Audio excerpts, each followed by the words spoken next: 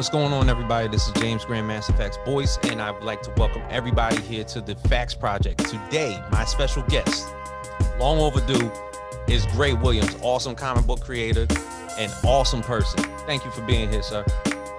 Hey, man, thank you so much for having me. It's a pleasure, really. Absolutely, man. So we've actually had the opportunity to revolve ourselves around some of the same circles and everything, of course, in speaking about comics and everything. I have had the curiosity of basically looking upon a storyline in which you are creating, which is with your We Are Make level comic book series, Mm-hmm. John Henry Invictus. Now, if you could tell us about that story real quick, about that comic book series that you're developing. Yeah. So it's weird because we're in a weird place right now with John Henry Invictus and another project that's coming out before John Henry Invictus, but on Invictus, what it really is we as a team, as a whole, Mhm. really love John Henry. And there's different entry points into the interests of that character and how we all kind of discover that character. But essentially it boiled down to like, man, like this character really deserves more than what he's been given over the generations. I remember in school we had like Johnny Appleseed Day and all this stuff, but we never had like a John Henry anything.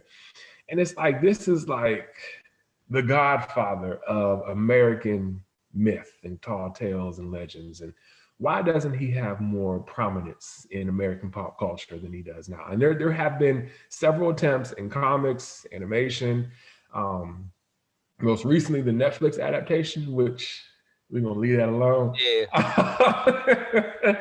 So a lot of it was, how do we take this mythical figure and not just tell a story, but build a home for him to grow in, for him to take some root in. Because he needed some infrastructure, he needed a foundation. If you're going to try to raise a character back up from the dead, he has to be around longer than a one shot, around longer than just a single movie. You have to kind of develop and grow the character and get him reacclimated with the world today. So Invictus is that story. It is in honor of John Henry's past, but also envisioning his future. So it's his old tall tale folktale world coming in with our Mayke world, and the two kind of fuse and they combine to create, rather accentuate the mythical figure that is John Henry. Mm-hmm. So, go ahead. Well, basically, from my perspective, same as you, growing up in school, reading Tall Tales and Legends, actually watching the old Shelley Duvall Tall Tales and Legends of John Henry. I remember Danny Glover having a depiction of John Henry. Yes. For a lot of people that don't know the storyline, it revolves around a gentleman working at a steel mill. He's the person that physically is putting spikes on the railroad, sledgehammer to nail, until corporations start to come around and sell in a mechanical steel drill. Mm-hmm. And they utilize this. Basically, John Henry sees it as competition. He's going to get driven off of his job or his way of life. Right. And it's almost man versus machine in this battle timeline, to where this competition ensues, man versus machine.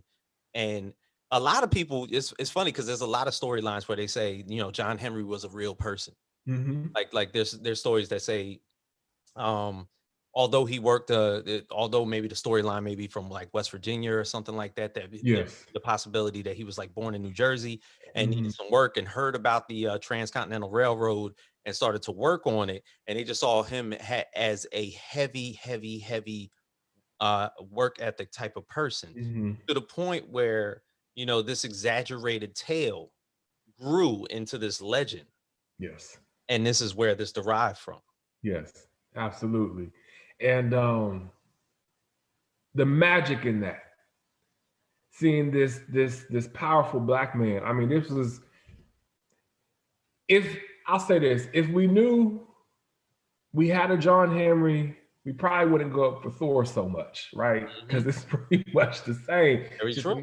the man is a black man, and this has this kindred relationship with a hammer, Hmm. right? He's rarely seen without his hammer. That hammer symbolizes so much, like you said, man versus machine, and he, just this man that was just standing up for the working class. Like he was all about it. Like, you're not fit to put all these people out on the street, including myself, and replace us with this machine. I'm gonna show you the worth of a man. I'm gonna show you the worth of people. Right. I'm gonna challenge this steam drill. He challenged it and he beat it. The problem was, when he won, his heart gave out from exhaustion and Mhm. he died. Right. And it's like, what the hell? Like, how does that happen? So for me, and one of the interesting things about Mayke is that company is that we're people from all walks of life. So we have an opportunity to share experiences. And my experience, it was different for John Henry than it was the other guys. And I was coming at it like, I get tired of seeing black people having to be martyrs for a cause, It's very true. right? We shouldn't always have to die when we fight for something. Hmm. And John Henry, for me, it's like he didn't have to die. Like that was just, it was an unnecessary death. So for me, it was like being able to take back that story and bring him back to life and continue his story. It meant so much to me. And yeah, I mean, I'm happy that we spent the time developing this story to bring him back to life, really. Right. Right. Long overdue, you know. And the thing is, that's aside from it just being a tall tale and legend, like it's almost like it's a designation of American folklore. Mhm. So it's a storyline. Generally, when I got out of those books, it was like you had Paul Bunyan, Pecos Bill, Mhm. Johnny Appleseed, and John Henry. Mhm. All of them pretty much were probably like lip service towards an exaggerated tale Yes. about their conquest in life. Like Mhm. Paul Bunyan may not have been a giant, but he might have just been a very, very tall, big man. Mhm. Pecos Bill riding a tornado more than likely was a guy that ran and saved somebody while a tornado was approaching probably like a town or something like that, Right. and came back and told the tale. Johnny Appleseed probably would be like a crazy person. You Mhm. know what I'm saying? Right. They would probably see him as a crazy person walking around planting trees wherever he went, all over the United States, Mhm. which would sound crazy to a normal person, but Yeah. Yeah. it's cool because we've read those stories and it just makes the more obvious because it gets taught to kids. It makes a person seem larger than life, almost like Yes. how you would see your mother or your father. You see them Mhm. as this large exaggeration of what other people see them as, Yes. and then it's Yes. like drawn out as a book series Yeah. rather than being a comic book, but it's also comic told in a sense. Mhm. Mhm. And It's good. exactly what you said, that larger than life, like it could be your mom or your dad. And prior to this, we were trying to just figure out how do we, because we have multiple characters. We got like 13 Yes. characters. Mhm. It's like, how do we like make sense of this? Because we had to stop. We said, okay, every character is essentially their own brand, their own IP. And IPs and brands cost resources, time, people, all those things. And we didn't have all that. So it's like, okay, we got to like full stop here and just center ourselves on one character. And John Henry has been around from the start since December 13th, 2011 was when he was founded. So he's been around since the start. Mhm. We were like, why don't we just focus on John Henry? Let's just let's lean into this mysticism, this fantasy, this folklore, mythology, all this stuff, and let's just focus on this. And like you said, that larger than life, what we found is that most people are a folk tale or a tall tale within themselves. It's just the story hasn't been told yet. And the way that stories get told in culture is through folklore, is through folk tales, and through tall tales. So when you're looking for the fantastical, for the mythical, for the super elements of society and culture, it's already here in these folk tales and folklore and such and such.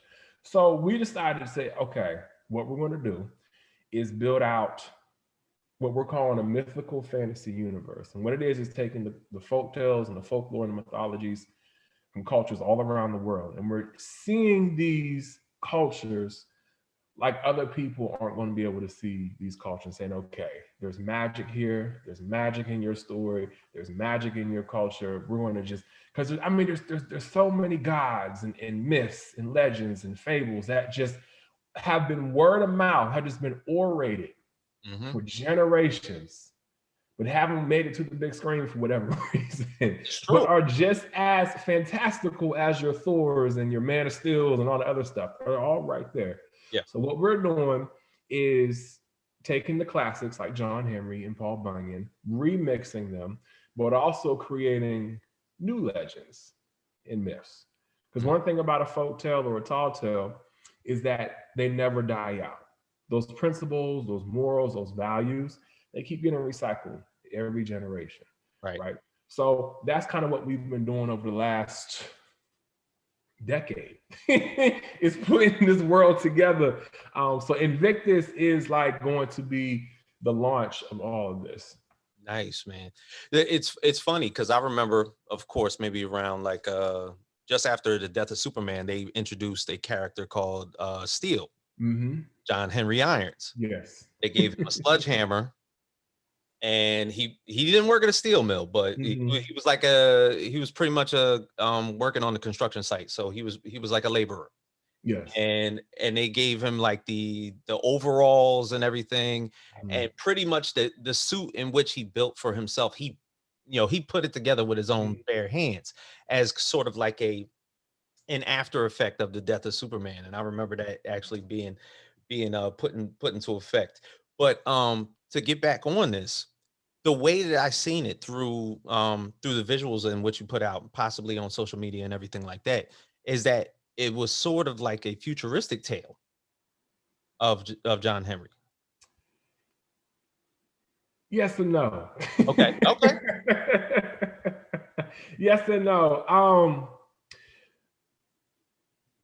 Now, of course, with still existing, you got your Colossus from Marvel and things like that. True. We had to make sure that our John Henry was visually different enough, especially from Steel, because it still is John Henry Irons. Yes.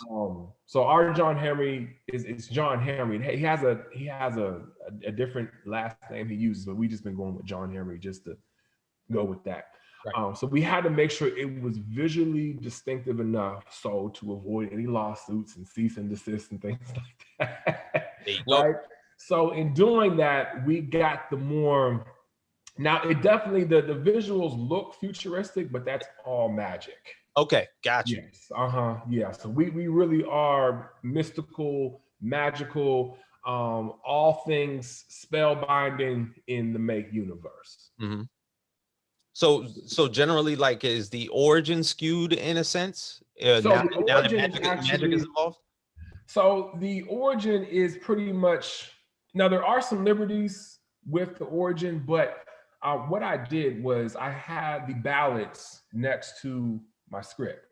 And I would sit there and read through the ballads and I said, okay, because again, not everybody knows the story of John Henry, especially like these new Gen Z, they're not really familiar with tall tales and things like that. So I had to take the ballads and see, okay, what parts of the ballads do I need to transition over to this story? How much of it do I keep and how much can I play up just a little bit more? Gotcha. Especially when it comes for him and his relationship with his hammer. Like I said, there's a very kindred relationship between him and his hammer. I wanted to play that. So there's parts of it that I play up. There's parts that I get, honored and respected because that's just part of his origin.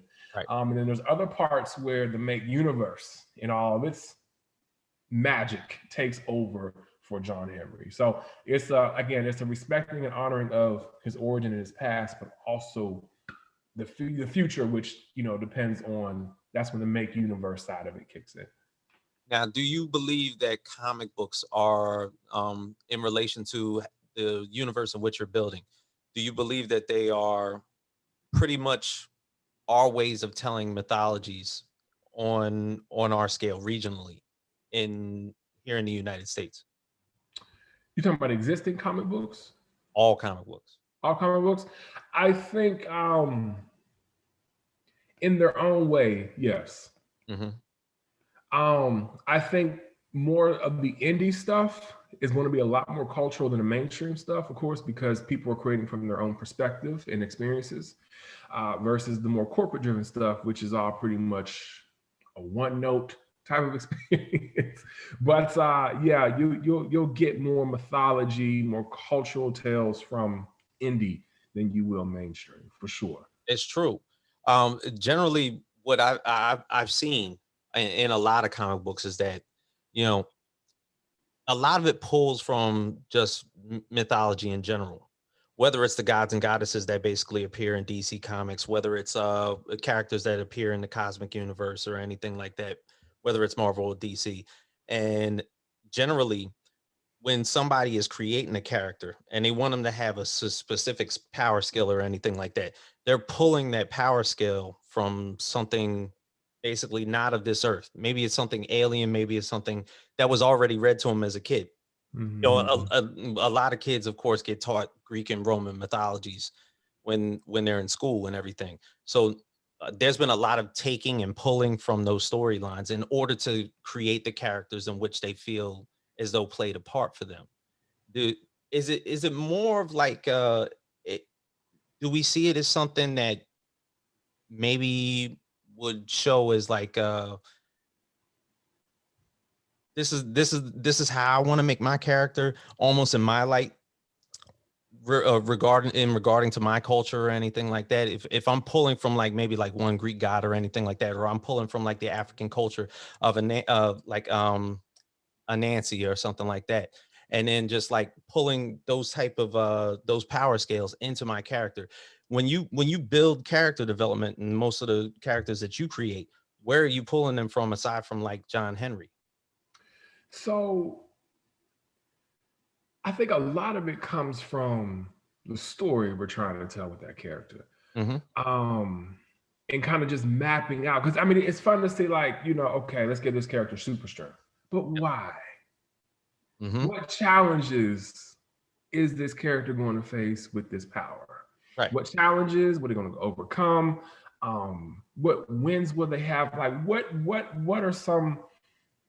I think for us and for me, we always tend to tie the powers to the character's story and what we want to accomplish with that character.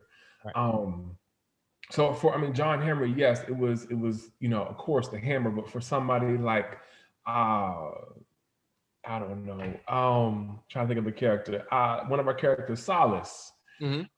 who is disabled character, wheelchair bound. Um, he's a therapist, and as a therapist he deals with a lot of emotions, right? And he's always navigating this world of emotions and trying to uh, separate his from everybody else's and not get so overwhelmed and consumed with that world of therapy. So we thought to, rather, his creator decided to give him base his powers around some sort of empathic emotional spectrum of Hmm. powers, to where he can actually tell the story of a therapist and also help people manage their emotions through this character, Okay. right? Yeah. So it's like kind of, we always kind of center like, okay, what do we want this character to be for people? Like, how do we want this character to help people as they're reading the story? And what powers would help accomplish that? Right. So But I think but that uh, makes sense. but to piggyback off of what you just said, do you feel as though comics dive a little too deep into the oppression and trauma of a character rather than maybe like the optimism of it, or does that not make a great story? That makes a great story. I think with anything, it's just balance, Mm, right? How much of that trauma are you dipping into versus how much are you giving us a thrill? You mm, know, there's I think the brain functions two ways: survival and thriving. We're always doing that. So the balance between those two things with your character, because I mean, human nature is we're going to have ups and downs all the yeah, time, right? Nothing is ever always down and nothing is ever always up, and that's where you kind of find an imbalance between those two things. But if they're here and doing this, and then sometimes you can do this and stay there for a while, but as long as you come back to this, or mm, you can go here, it's just it's the rhythm of life, yeah. really. That's what it is. The obvious thing that I've seen is that they've had the ability to create characters regardless of the, I guess, the economic scale in which they were born into. You've had elitists like Batman, Oliver McQueen, and Danny Rand, born as like basically elite kids who Mhm. still have to go through some type of struggle in order to become the characters in which they are. And then you have characters like Black Lightning that basically grew up in Suicide Slum, a portion of Metropolis. Superman never comes to help. Right. you know, Right. what I'm saying? This is literally in Metropolis. Superman Mhm. never comes to help. He's grown up in extreme poverty to the point where he's actually jumped out of it to be a teacher and to raise two great daughters. And he pretty much protects his neighborhood, almost like Mhm. if we wanted to get back to old school fashion, like Meteor Man for a sense. Yeah. He Yeah. takes care of his neighborhood. Right. But to see that time and time again, it and notice that, yeah, it might be straining on the consumer, be like, oh, okay, here goes the same type of storyline again. Something epically horrible happens to a certain character or a certain team, and they have to find and climb their way out to be exactly who they are, and then they persevere through that, through these little series of challenges that happen Mhm. on and on and on again.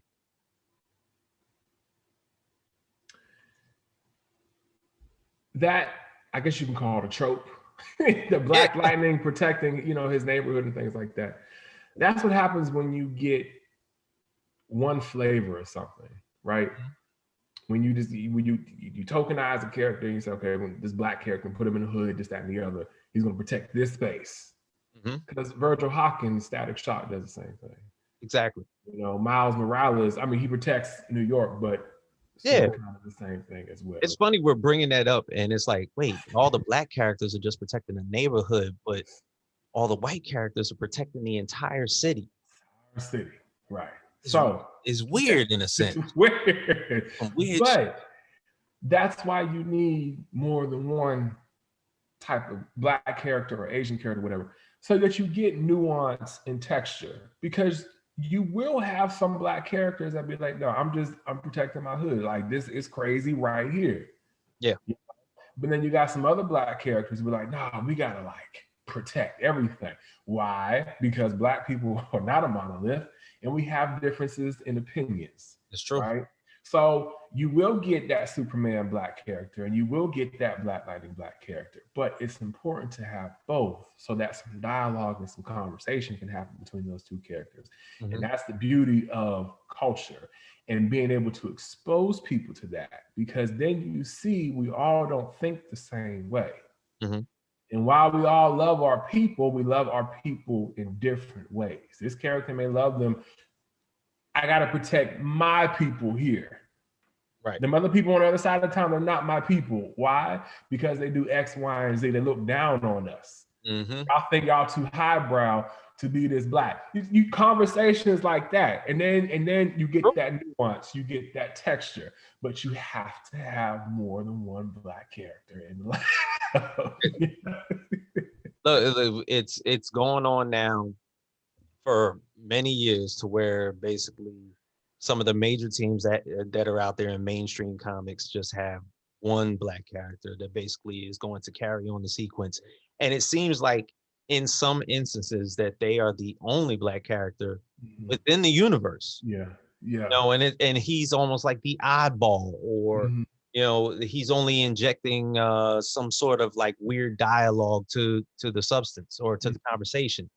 So necessarily, when you have basically two characters that that have strong personalities, that both experience trauma and struggle, like how is it existing to have dialogue between two characters within that story? I guess it. Well, I guess it. I guess it depends on the writer. Yeah. Because even I mean, there's so many nuances to this. Because you also got to make sure that that character doesn't speak for the totality of every other Black character in that world, right? And that's something I don't think we've ever seen before, right? Exactly. Because I think. they've always pushed that envelope, like with like Batman and Superman. Mm-hmm. One being an elitist human being, doesn't really have any special type of powers, but sees Superman as a threat because of the things that he can do that Batman can't. Mm-hmm. But like, Mm-hmm. I know this guy can destroy the world if he wants to. So let me just write a contingency plans to pose against that. Right. To where two Black characters, possibly even from like different regions or anything like that, both having a strong, similar power scale, when they do have conversations, or when shit hits the fan, is there going to be commonality in that speech, or Mm-hmm. is there going to be differences to it? You know, we know that everybody basically has different personalities. Some people have grown up totally different scales of how they're living. I mean, Right. shit. There's Black Republicans and there's Black Democrats. Yes. You know, Absolutely. you know Yeah. what I'm saying? So the way that you know, some people have been brought up, it's generally the same conversation Mm-hmm. over and over and over again. It's just how they clash within the dialogue and how the story is being Mm-hmm. Mm-hmm. so, you know, I feel like through mythology and seeing, basically having a lot of characters that are on a human level, and then you're having gods basically among us that a lot of people worship, with and seeing their power scales almost in real life.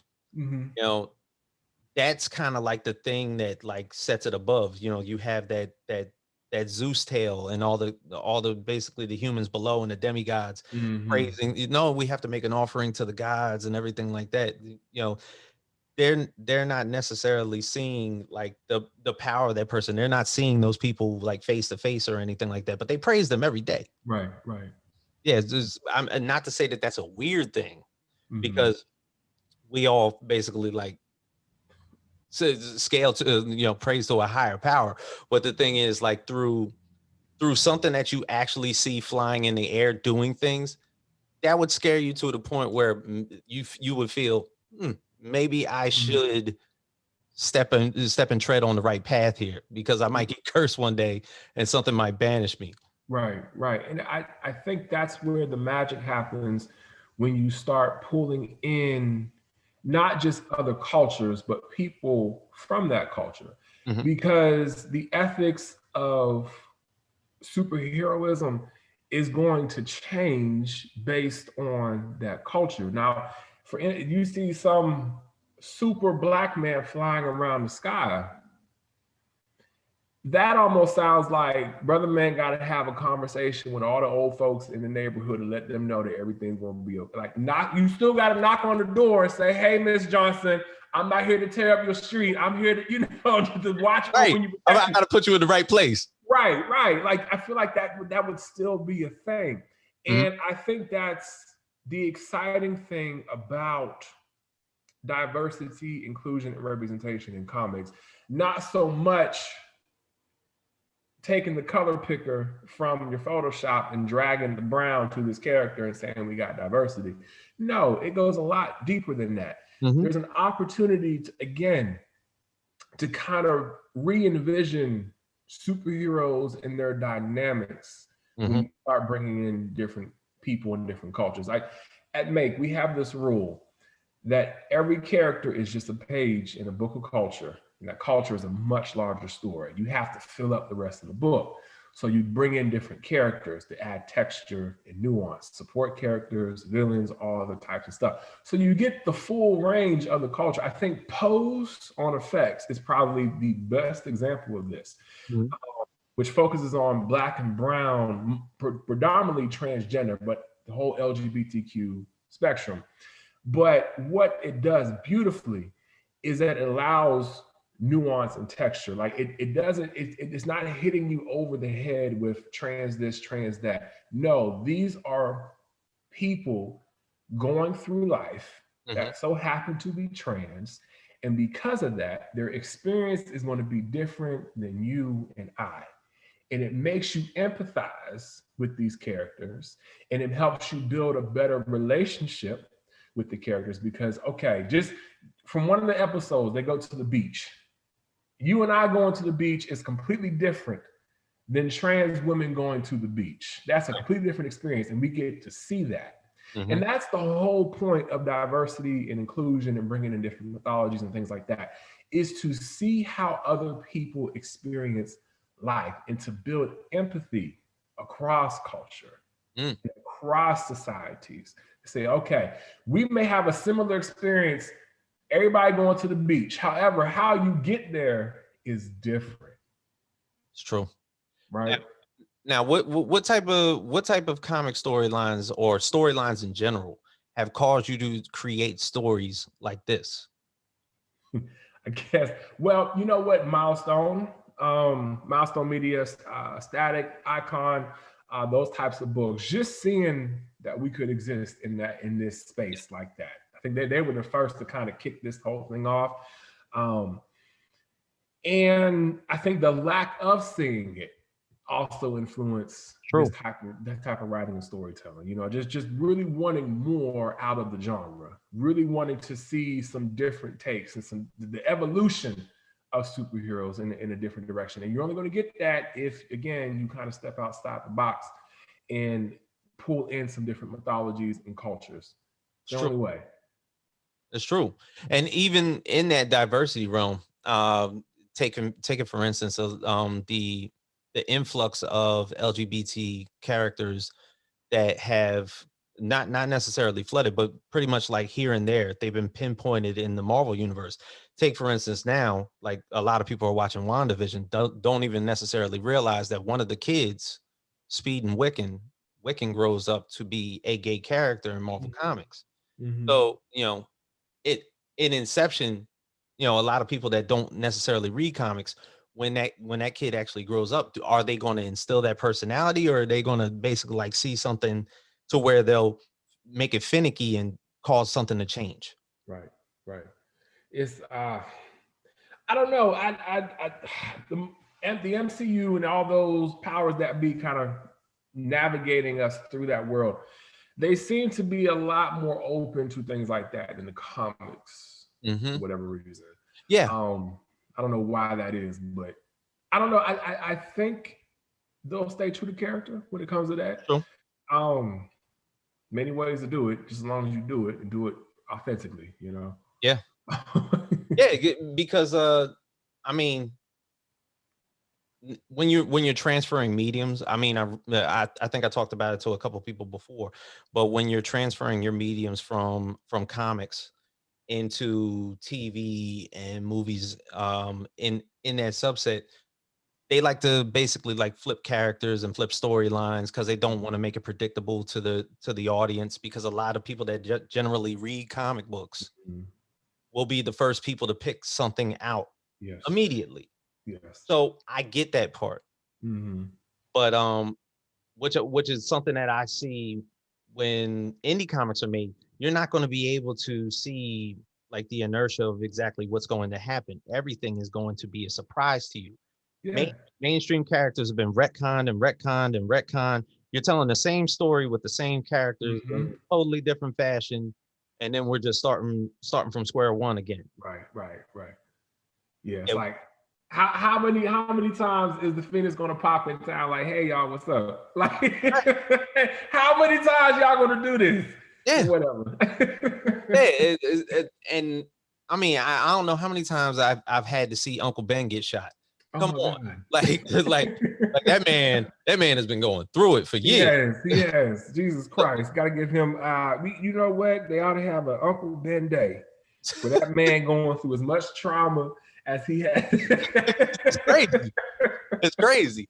But in this type of fashion, I feel as though with indie comics in general, you tend to see a lot of storylines and a lot of genres that you don't specifically see, which is why I thought that your storylines, what you were talking about with Solace being a disabled character, with John Henry being told from a folk tale, you're not going to get that from Marvel and DC. You know, you're going to get, you know, something that it would totally be unexpected. You're going to get sci-fi. You're going to get horror. You're going to get a lot more magic than you would see in a regular Marvel and DC comic. Mm-hmm.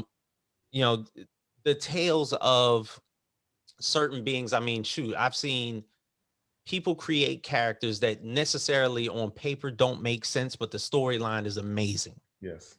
Mm-hmm.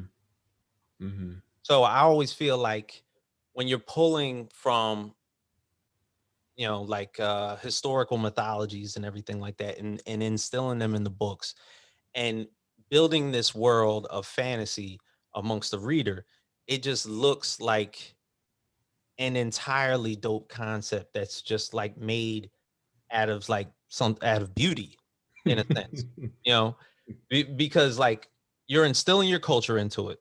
Mm-hmm. If it's an Asian character, it's an Asian character. There's a black character, there's a black character. If it's a Latinx or Latino character, it's that.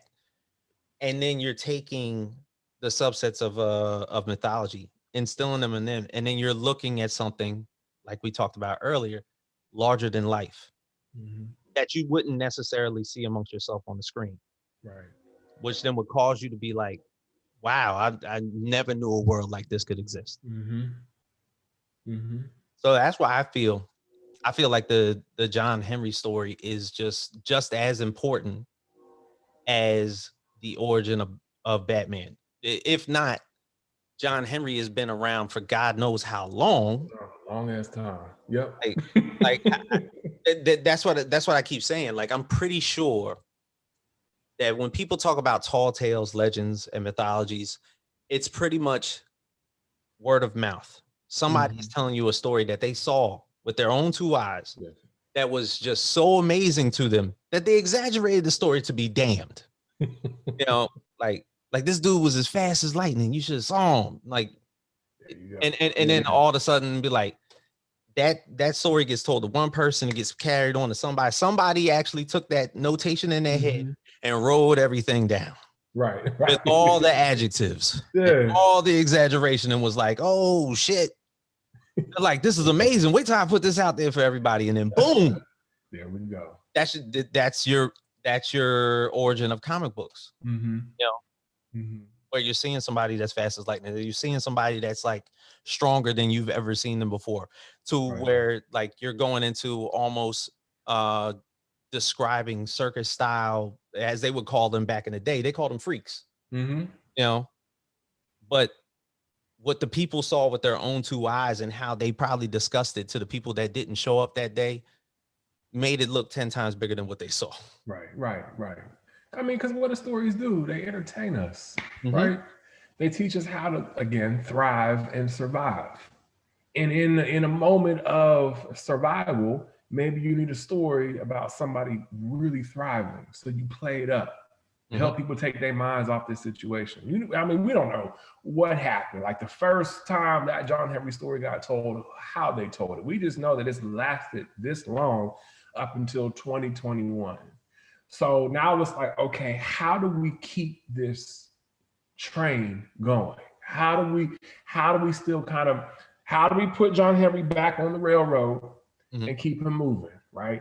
And Invictus is definitely going to open that door. So, and I was laughing earlier because, so what happened was with that story, the artist, we couldn't reach him for like 2 weeks. And it was like, okay, what is happening? But prior to that, it was excuse after excuse. Like the house was always on fire. The internet was always down. Somebody was always dead. It's like, okay, what is going on? And after that 2 weeks, I told the team, I said, y'all, can't do it no more. Because now I don't know when this book is going to come out. Okay. So I'd rather shut him down and terminate the contract and we're just unfortunately going to have to start all over again because God knows when that book. I mean, we started in February, Right. and by September, October, we still weren't even halfway through the first act, which was like the first 25, 26 pages. Mm. Now the story's already written out though. Yeah, the story's already written out. Yeah, Yeah, yeah, we're good on probably that. like multiple series have already been written out for strictly for the storyline. Yeah, so it's going to be in 3 chapters, just to break it up so we can get the first chapter out there, give it to the people, y'all get it, enjoy it, and then we'll, next chapter. I actually started working on, I've been working on the second chapter. It's just some new ideas hit. We do this thing every couple weeks. We take a break. We call it sabbatical week so we can rest and recharge and get some clarity back in our heads. So we're on that week right now. So now it's like my mind is just exploding with all types of stories. So I was able to, jot some stuff down. But Invictus chapter 1 is done. We just got to get it, redrawn. But in the interim, we were like, okay, so what do we put out? It's like because we really wanted to put out something. This is our 10th year. Mm-hmm. Okay, we got to put something out. So we did another story last year, another book last year, that we just kind of, we call it a graphic novel memoir. So we put out 2 books of John Henry prior to Invictus. The first one was called John Henry the Passing, and the second one was called John Henry, A Tale of Iron and Magic. And both of these books served the purpose of trying to launch this universe. We didn't know it at the time, but these were just rough drafts. They were created to teach us something. So once we put them out, we got good feedback, good reviews, but we were like, you know what? This is still not quite right. So between those, before those 2 comics and after those 2 comics, we have a lot of story on just the impetus of what was the drive behind putting this world together. And it was to build this world around John Henry, but build it in such a way that invited the rest of the folk tales and folklore and cultures into the universe as well. So we call it John Henry, Rebirth of a Legend.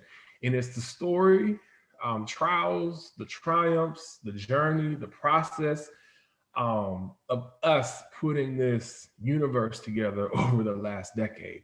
And what we've kind of just done over the last 10 years to really put it together and get it to get it to Invictus. As Invictus is going to be the jumping off point for all this. So inside of it, we got character concepts from like spanning the last several years and the decisions that went into a lot of these different characters. What kind of went right with the comics that we did, and what went wrong with the comics that we did, and what kind of like where we're kind of going. So that'll be out. That Kickstarter is going up in April. Oh, okay. So we'll have some.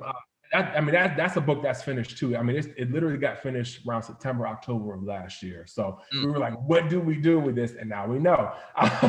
So you'll start seeing promo for that like in a couple of days, possibly. Nice. Hey, now you got some great creators over at We Are Mayke. Yes. Could let us know? Yeah. So first and foremost, we can start with art director who is Tim Wozni. So story here, I've known a lot of these guys for like over 20 years. I met Tim when I was in high school.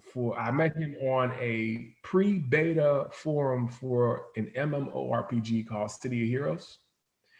And I was in high school and he was in high school. And we've just known each other since then. He was always just a really dope artist to me. And we met back up with DC Universe Online. That's another game. And that's where I met Brent Lyles and Spencer Bollettieri. We were all on the same guild called the Peacekeepers. And from the Peacekeepers, we ended up not liking DC Universe Online. It was like, this is kind of trash. So we were like, we don't want to throw out everything that we've done. So why don't we try to make a comic? Right. And I tried to do that with like 8 people, and it was just a disaster. It was just like knives and swords, and we were fighting every day. And I was like, okay, this is not going to work.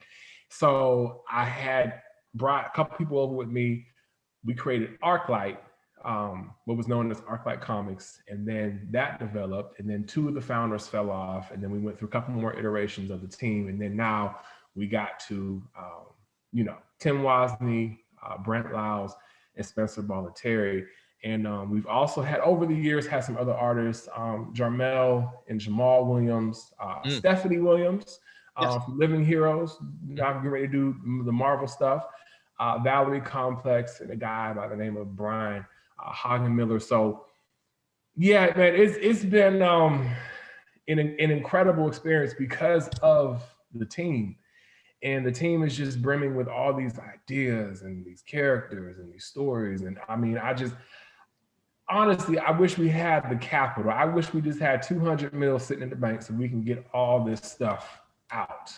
It's true. And it probably wouldn't have taken this long to, get everything out. But I'm not going to complain because what we have now is incredible compared to what we did have 10 years ago. Of course. So, and the thing is, I feel like the story is needed.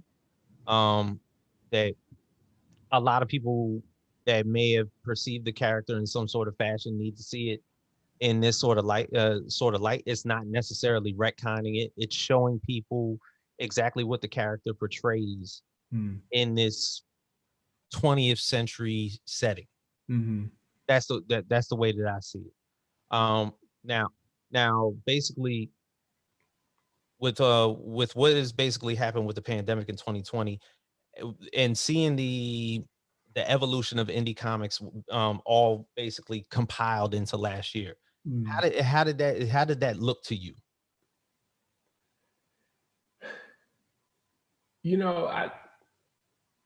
I think indie is going to be I know indie is going to be all right. Indie is the future of every industry. Yeah. Not just comics. Because what we're starting to see is the recycling of stories and ideas. We're no longer into it. Every time they come out with something, a reboot, we're like, man, it's like y'all couldn't think of anything else. Like nobody asked for this. Like, can you come up with something just a little different? I think that's why Netflix is also here to stay. Disney Plus is incredible, but Disney Plus is recycling a lot of the old content. Yeah. A lot of the old content. Now, the thing that's keeping it alive and well, if you ask me, is the Marvel and the Star Wars stuff. Also Pixar. Yeah. But mostly the Marvel and the Star Wars stuff.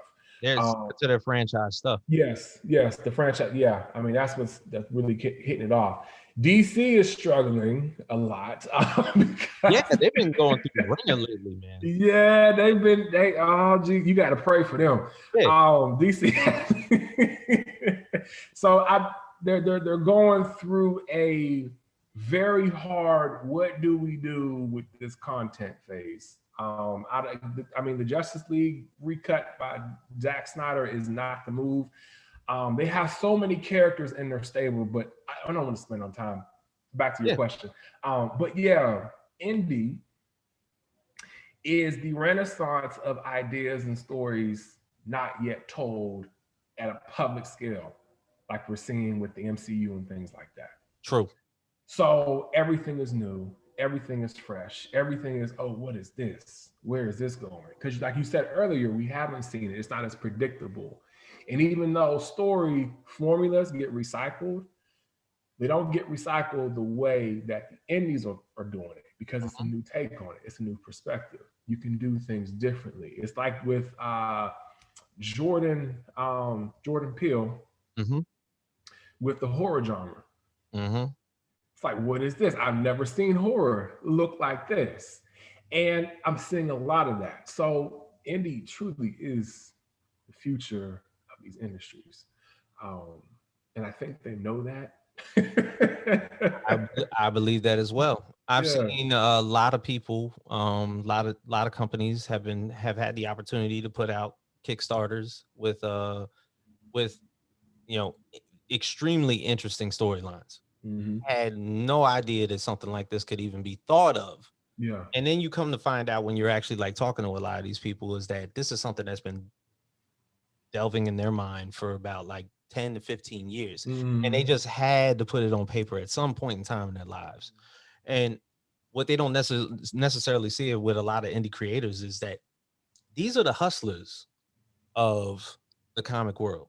When you Yeah. go to Comic Cons, like I always say, DC and Marvel are multimedia companies. They don't even sell comics at Comic Cons. Right. Rarely.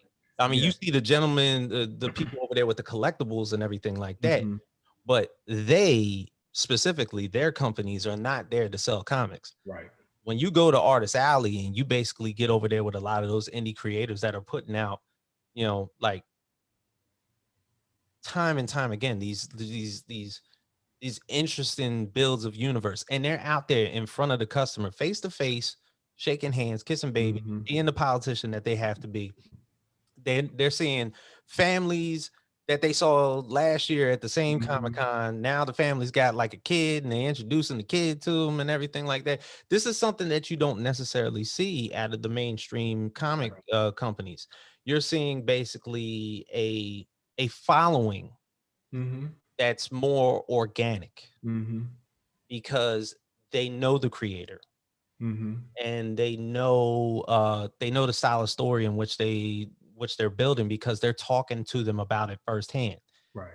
And even if they interject with an opinion, the creator can then just like basically talk on top of that and let Yeah. them know how the story just is swayed in order for you to make a purchase. Mm-hmm. That's And good. that's the Yeah. coolest shit possible. Yeah.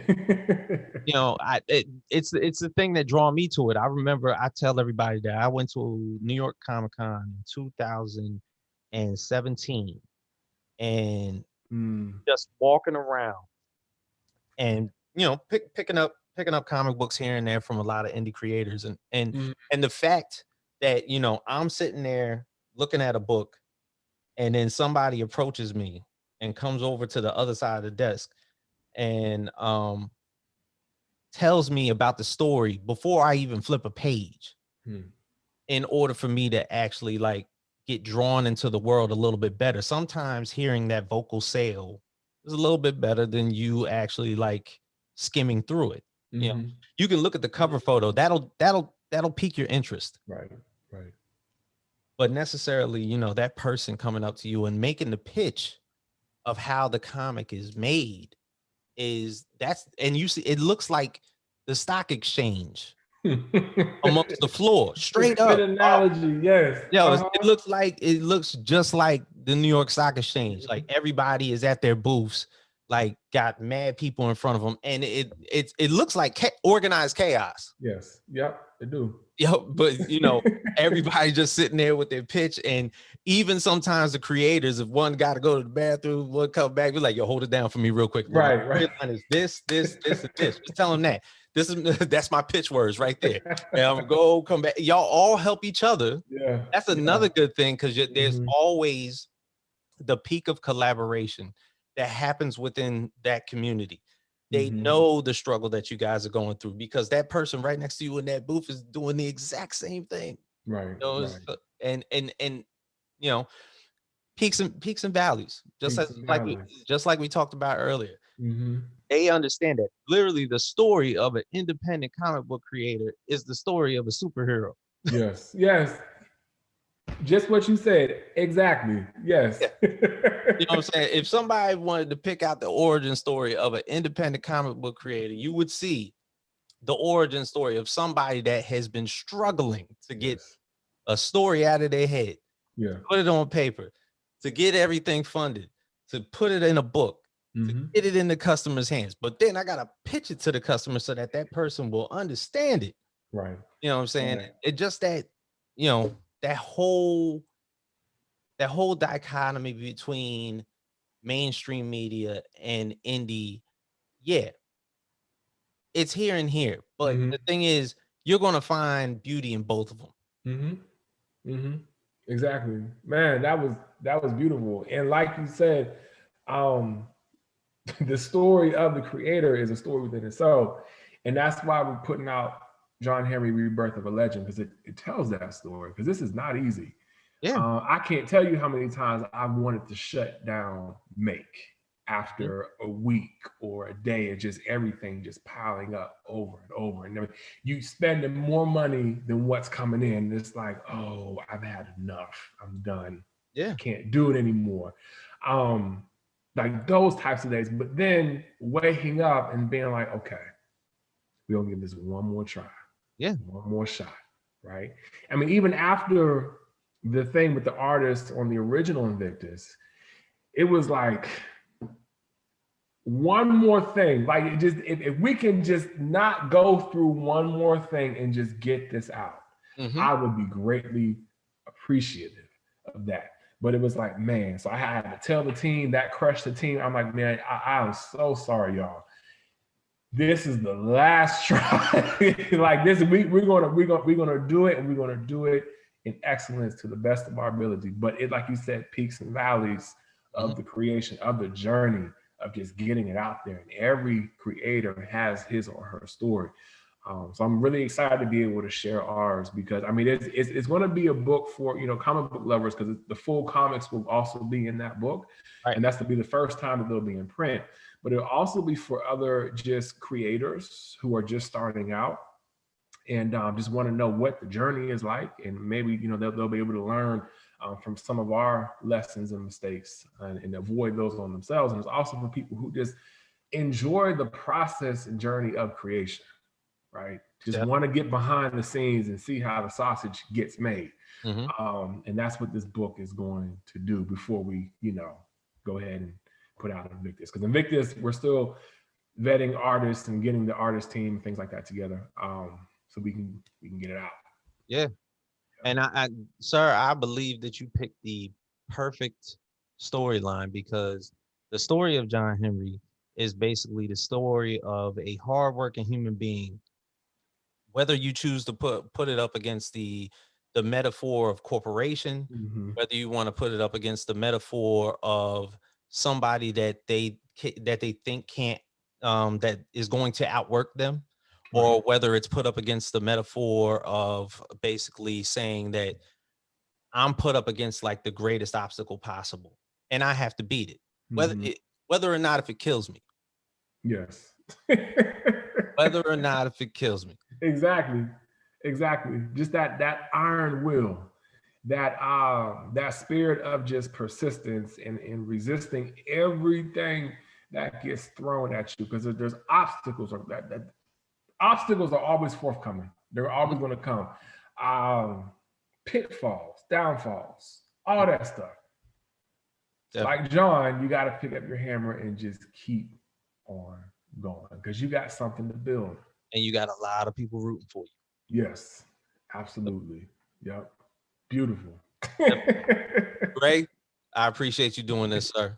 Oh This- man, thank you for having me. This was fun. This actually gave me some good energy on my Sunday night. Absolutely. I'm happy to do it, brother. All right, man. So, Facts Project, we out.